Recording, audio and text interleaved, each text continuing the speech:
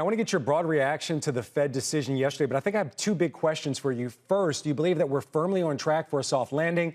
And second, does this dovish tone, does this set us up for a year-end rally?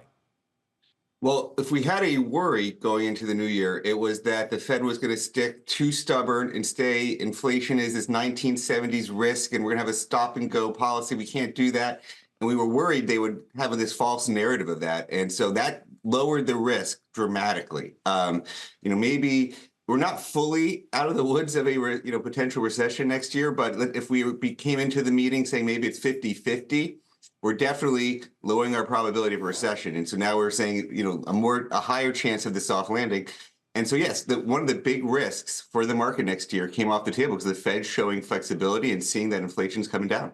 All right, so you're seeing less risk in the market right now. I also want to ask you about the risk-free part of the market, the bond market. I'm going to bounce something off you here. Jeffrey Gundlach was on CNBC yesterday after the Fed decision. He believes the shift to cutting rates next year will spark a rally in the bond market. Take a listen. I would guess that we will see the 10-year Treasury yield in the low threes sometime next year. And that would be consistent, in my view, only with the Fed cutting more like, 200 basis points or even more next year. All right, so Jeff Gundlach saying if the Fed cuts 200 basis points or more, he sees rates going down to 3%. You got to make it very clear right here. He sees if a big cut from the Fed comes, then it sparks that rally. Do you agree or disagree with the thesis at least?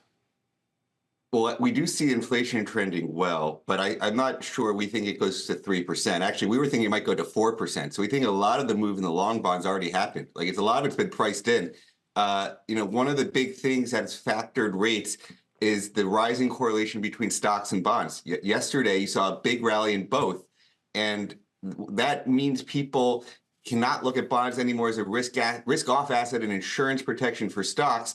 They need to demand more compensation from bonds, so that sort of true natural risk-free rate has gone up. Okay. Because now people are remembering that bonds can go down with inflation. For the last few decades, they did go down. They were just a good, perfect hedge to stocks. Now, we think that 4% may be a more natural. We see Fed funds maybe getting down to 3.5 and the 10-year at 4. So we agree inflation's coming down, just not as much of a drop. Agreement in principle, but you don't agree with those exact same numbers. Before we let you go, I know you're looking for opportunities in small caps in the market right now. Very quickly, why is right now the time in your mind to get into small caps? Well, you look at the S&P 20 times earnings, it's a 5% earnings yield. Big tech is 28 times earnings.